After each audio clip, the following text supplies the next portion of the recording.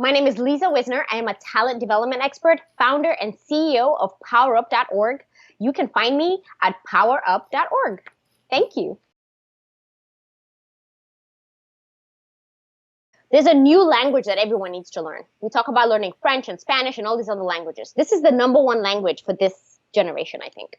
It's learning how to build algorithms, learning how to automate your life. No matter how much you try to, I'm going to be motivated to do this. I'm going to start my business and I'm going to be successful. If you do not have algorithms built into how you're going to do that, essentially at some point, things are not going to work out and you're not going to be feeling like it. And so I believe the next superpower is people who can build algorithms in their lives, people who can automate, people who can take issues, right, failures, and fuel them up and become anti-fragile. Have you ever heard of that term, anti-fragile? No. Oh my goodness. It's about like when things go wrong, you go even harder, right? Like how do you make a diamond? Pressure, pressure, right. It's pressure, right? So when the pressure's going, you get stronger. And so that's what I believe. 3 things. Discover who you are, model, and then automate. That's how I think you find success. So automation is, yes, it is seen as something that is the tech. It's like tech. It's like, oh, I want to automate the work I do. Right. But automation existed even when land was important, right? So in the 1700s, when everyone was cultivating land, they figured out a way where the seasons worked for the harvest. So you plant in this season and then you harvest in this season. It's the same thing. You just take the analog version of that and digitize it now that we have technology. So what I would say with automation, it's all about thinking about how can you take the processes that you know need to be done and figure out how can you never do that again. So if there's something that you know that you have to do continuously, why are you going to do it again? So for example, reaching out to leads. When a lead hits your website or when somebody contacts you and you have to contact them back and you have to send them a proposal or an estimate and then you have to close the deal, how can you not do that again? Once you've done it one time, once you've attracted a lead and made them a customer, how can you automate that process? So we're talking business, right? But even on the granular level, right? In your home, in your own personal home, when you wake up in the morning, you should have processes in place to make sure that you're getting your meditation in or your workout in or whatever it is. You should build if-then statements for everything that's surrounding you. Because as much decision-making as you can avoid in your brain, you free up your brain for creativity. We think about creativity and we think, okay, how can I be more innovative? When do you have your best idea? I'm in the shower, I was on a run, or driving, I just woke up, I was driving, I just woke up. When your mind wasn't even thinking about whatever it is you're having an idea about. The point here is to remove all the mundane tasks from your life, from your business. Your mind can be free to actually start thinking more creatively. And that's the whole point of automation. I think automation is seen as a digital thing, but really it's analog. You can't go digital before you go analog. I do many things, and so I wear many hats, and one of them is, being a mom. I'm actually an employee for my city, and I also have a business. But I think the most important thing for me is I'm always grounded by the fact that I'm so glad you brought up energy, work, and love. I'm always grounded by the fact that I always think about the work I do in 3 different areas, in energy, work, love. So your energy is the foundation, really. It's how much intensity can you bring into your work if you don't have energy? So a lot of people talk about time management. And that's how you're able to get your work done. I say no. I say it's energy management. How are you managing your energy? How are you intensifying your energy? So I think as an energetic person, I want to be a world star athlete. I do the Spartan races and I do all these things. And the reason why is because I want to have lots of energy in my life because that translates into my work. And at work, I believe that I'm a talent development expert. And the virtues for that for me are having consistency. No matter how much I'll have all these brilliant ideas, it means nothing if I can't complete a project, Right. So I can't have all these houses half built. I need to finish a house and people need to go live in it, right? So the point is to have consistency in your work so that you're actually able to finish something and find results from it. And then the last is love. I truly believe that the secret of having the best kept secret of leadership is love.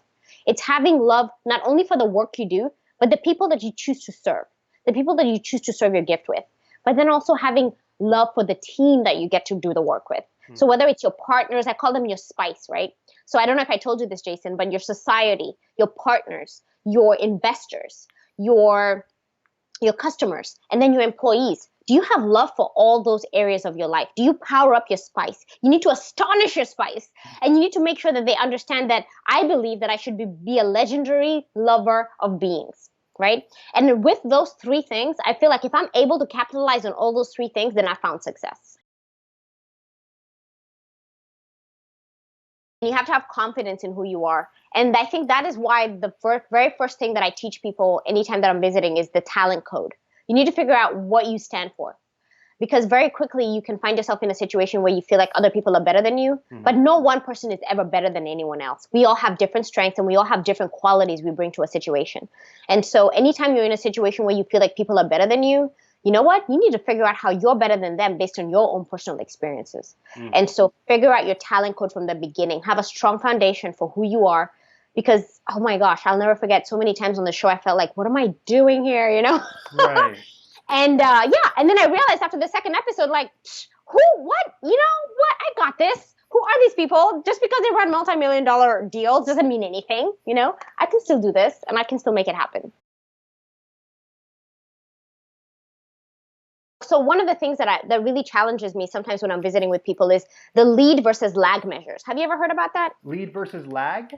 Mm-hmm. No. Yeah.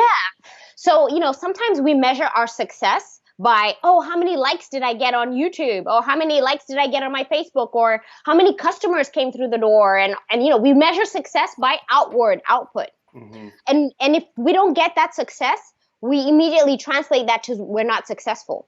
But I will tell you that success is consistency. And the way you find your success is by figuring out what are your measures that are your pre-wins.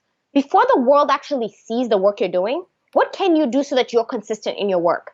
Are you going to be putting out, you know, one free item of, I'm thinking about you, Jason. So you're like this, you know, like a community person online, social media, right? So like, are you going to be putting out one piece of content consistently? Or are you going to be putting out, you know, whatever it is that you're putting out, is that how you're going to measure success, as of being consistent in what you're producing? Or are you going to be saying each time you're going to wait to see, oh, let me see how many people like that. And then, oh, do I do another one? And do I do another one? And it's like, you know, you don't even give your strategy time to win. Right. So I think sometimes with the powering up of the work, it's about thinking about removing that outward success of people seeing you as successful and keeping consistent with the work that you need to do, staying focused on your mission. You know, because sometimes we use other people to tell us how successful we are, and that's not the way to go. Right. You know that shirt that says, I'd rather be fishing? Yeah.